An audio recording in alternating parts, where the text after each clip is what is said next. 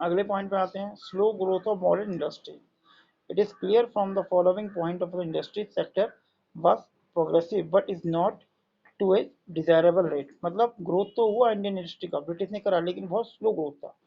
देखो कैसे, loop side growth industry, मतलब एक तरफा ग्रोथ किया गया। लूप साइड ग्रोथ का मतलब बेटा एक तरफा ग्रोथ करना है। During the second half of the 19th century, modern industry began to take the route of the Indian, but its progress remained very slow.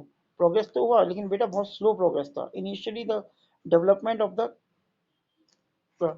confined to the set of the cotton and jute textile mill and coal mills। उन्होंने केवल उन चीज़ों का उत्पादन industry लगाई जो उनके लिए बेनिफिशियल थी, जैसे जूट की हो गई, कॉटन की हो गई।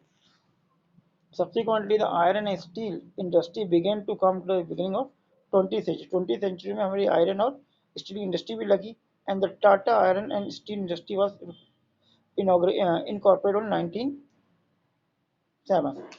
Lack of capital goods industry, India में उन्होंने कोई कैपिटल गुड्स इंडस्ट्री नहीं लगाई, जैसे मशीनरी वगैरह इन चीज़ों को बनाने की। कह रहा there are hardly any capital goods industry like machine industry, plant, equipment to promote further industrial in the Indian, because British want India has depend on Britain for capital goods. Clear हो गया कि उन्होंने क्यों नहीं लगाया, अगर ये industry India में लगती तो ब्रिटेन की जो इंडस्ट्री है वहाँ से जो गुड्स यहाँ पे आते थे कैपिटल गुड्स, वो नहीं आते थे, उन्होंने यहाँ पे इंडस्ट्री नहीं लगाई।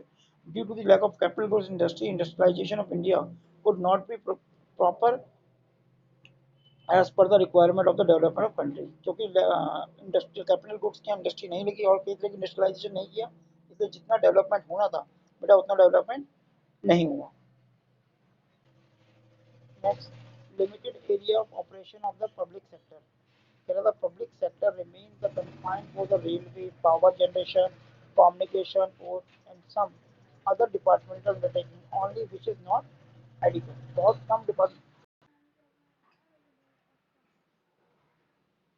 participant of the government did not extend to the development of the those industries which are strategical and growth of capital goods, electronic and machine and equipment। ठीक है बेटा। Next, foreign trade on the evening of independence. अगला point बोलते हैं foreign trade क्या था, कैसा था at the time of independence. बच्चों जब देश आया था देश का फॉरेन ट्रेड किस तरह का था। Number one, status of the Indian as exporter of raw material and importer of finish good. क्योंकि ब्रिटिश ने, कि हम ऑलरेडी पढ़ चुके हैं, एक्सपोर्टर था रॉ मटेरियल का और इंपोर्टर था फिनिश गुड का, जो कि 90% तक ब्रिटेन से ही होता था। The Indian common export of the primary product of raw silk, cotton, wool, sugar, jute and remaining and the importer of the finished goods like cotton, steel, woolen cloth and capital goods product in produced in Britain। Second, monopoly control। British maintain the monopoly control over Indian export and import. British ने क्योंकि India पे राज करा था तो उसका monopoly पूरा एक अधिकार था, वो अधिकतर रॉ मटेरियल उससे पहले चीन दूसरे देशों में भी जाता था, लेकिन जब ब्रिटिश देश में शासन किया तो उस ड्यूरेशन में सारे गुड्स चाहे रॉ मटेरियल ब्रिटेन जाता था अधिकतर, और वहाँ से इम्पोर्ट गुड्स इंडिया आती थी। बाकी कंट्री की इम्पोर्ट एक्सपोर्ट को उन्होंने हैवी टैक्स लगा रखा था। सेकेंड पॉइंट देखो, as the result of the more than half an Indian foreign trade was restricted to Britain and the rest of the country, China, Thailand, Sri Lanka, Paris. Next, misuse होगा export surplus. जो export surplus था उसका misuse किया गया। Indian foreign trade generate the huge export surplus, but the surplus come to the huge cost of the country economy and it led to the drain of the Indian wealth। इसका हम export किया।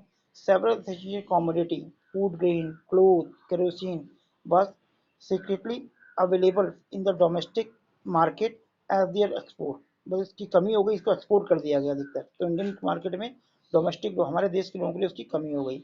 The surplus was used for make payment of the expenditure incurred by the for office set up by the colonial government in Britain and also fight was found for the British government। तो जितना भी export आया surplus बचा उसका use उन्होंने law and order को maintain करने के लिए लगा, जो कि ब्रिटिश ऑफिसर वगैरह पे खर्च किया गया।